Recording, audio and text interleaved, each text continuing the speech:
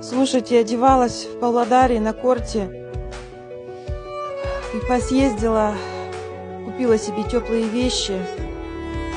И, представляете, забыла пакет с вещами у продавца и пошла дальше.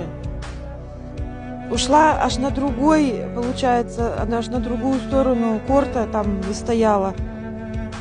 И вот эти вот люди, у которых я забыла вещи, они бегали по всему базару искали меня, нашли и отдали пакет. Вы представляете? Я еще раз убеждаюсь в том, что у нас в Казахстане очень хорошие, прекрасные люди, очень добрые. Простой народ у нас в Казахстане – это просто душа, просто открытая душа. У меня нет слов, чтобы описать эти чувства. Это вроде бы как мелочь, да, но это до такой степени было приятно.